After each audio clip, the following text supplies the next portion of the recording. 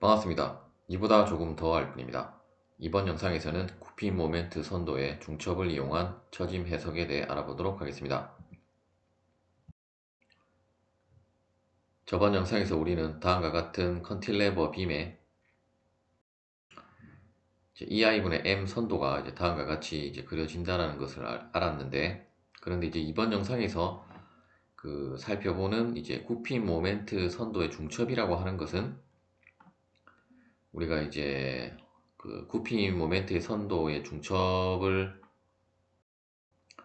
생각하기 전에 우리가 다음과 같은 빔을 해석을 할 때 중첩법이라고 하는 것을 다루었었고, 결국 중첩법이라고 하는 것은 이러한 컨틸레버 빔의 이 50kN의 집중 하중이 B점에 작용할 때와 할 때를 따로 계산을 하고, 또한 이 커플 모멘트만 작용하는 경우를 따로따로 우리가 이 B점에 대한 처짐량을 계산을 해서, 물론 그 데이터는 여러분들이 부록에 있는 테이블에 있는 값들을 이용을 하면 되기 때문에 그러한 식으로 중첩법을 활용했는데, 중첩법의 아이디어를 구피 모멘트 선도에도 도입을 한 거라고 보시면 되겠고, 따라서 다음과 같이 우리가 중첩법에서 다뤘던 것처럼 각각을 따로따로 생각을 하는데, 우리가 조금 더 쉽게 계산을 하기 위해서 우리가 면적 모멘트 정리 혹은 모멘트 면적법을 다뤘기 때문에 그 개념을 동시에 활용을 하기 위해서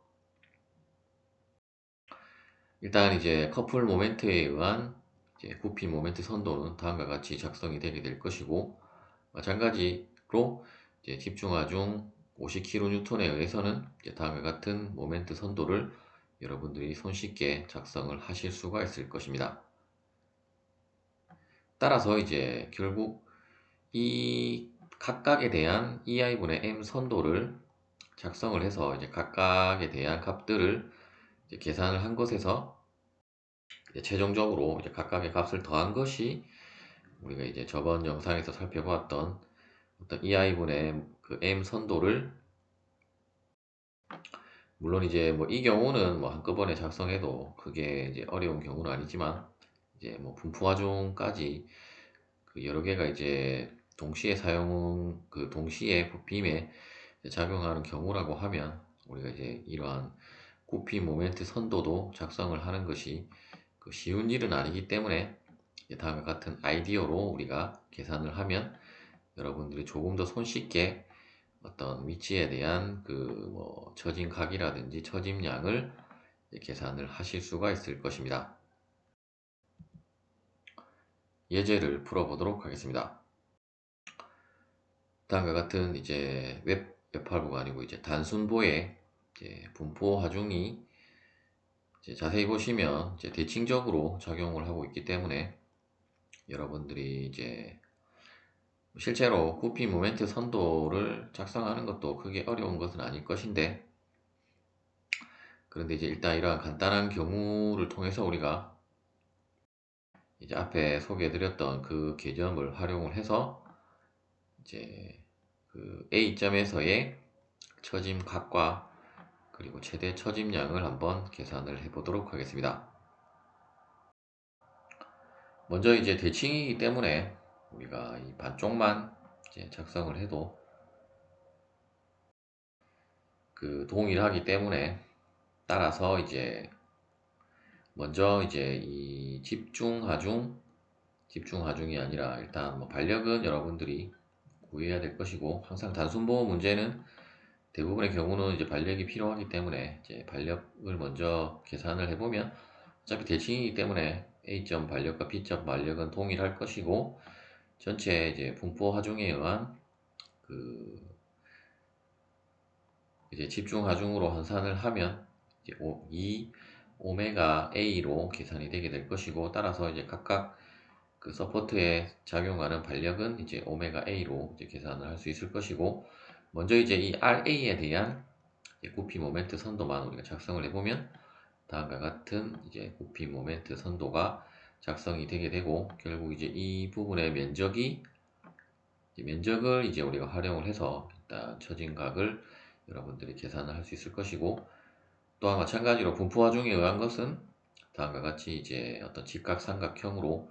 계산이 되게 되고, 뭐 각각의 이 오메가 A의 값들은 여러분들이 뭐 바로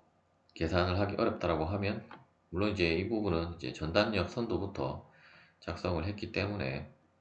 뭐 바로 계산이 어렵다라고 하면 이제 여러분들이 전단력 선도부터 그 시작을 하시면 되겠습니다. 따라서 이제 결국 전단력 선도에서의 이 넓이 값이 어떤 그 구간에서의 그 모멘트 값이고, 다시 우리가 EI분의 M 선도에서는 이제 EI 값을 나눠준 것으로 이제 선도의 개형은 동일한데, 이제 이 각각의 포인트별 이제 값만 이제 EI 값을 나눠준 값으로 여러분들이 대체를 하시면 되겠고, 물론 이제 문제에 따라서는 이제 EI의 값도 구간별로 뭐 다르게 그 주어지는 경우도 있기 때문에 이제 그러한 부분을 이제 여러분들이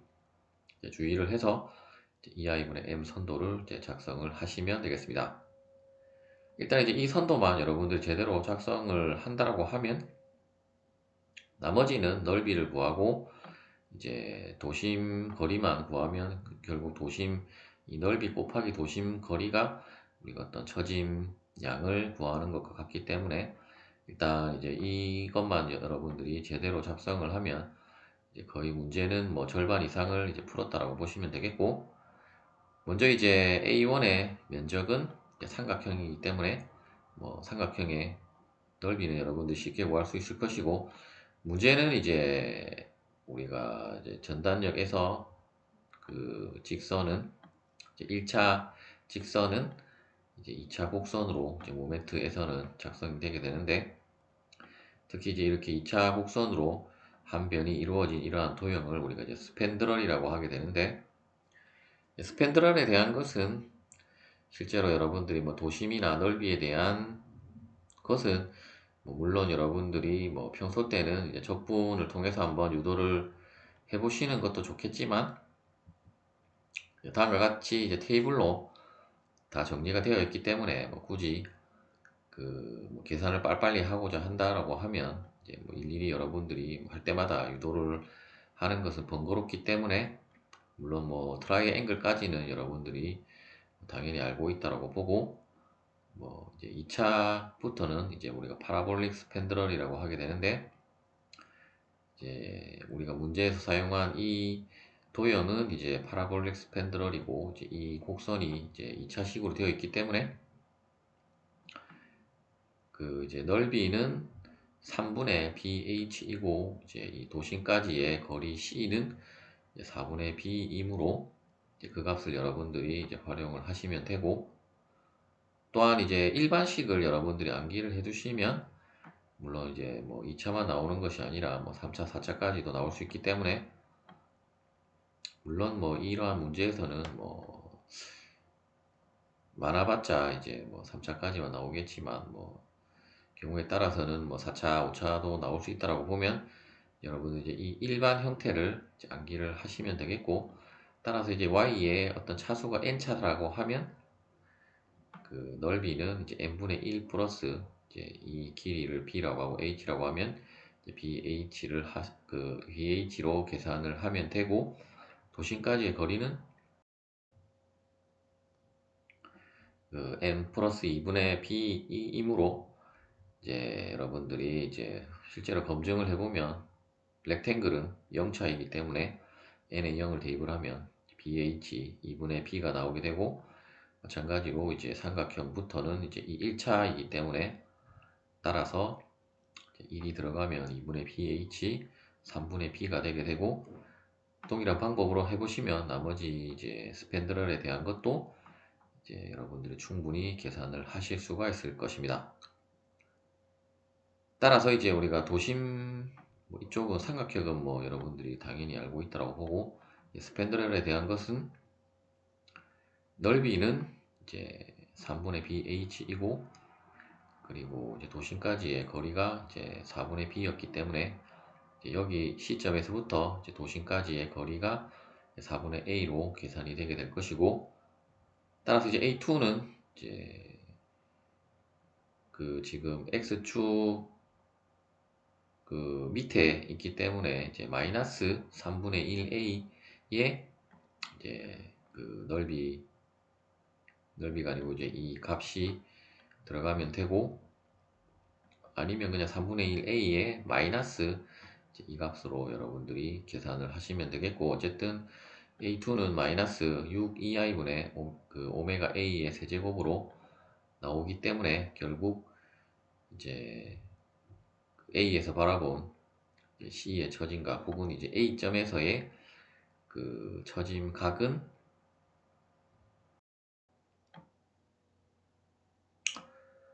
어차피 이제 다음에 그림에 보시면 이제 대칭이기 때문에 우리가 직관적으로 C점에서 최대 처짐이 발생을 하면 이제 기울기는 0이 되기 때문에 결국 뭐 시타 C per A나 시타 A per C나 그 뭐 동일하다라고 보시면 되겠고, 따라서 이제 결국 그 값은 동일한데 물론 하나는 이제 마이너스가 될 것이고,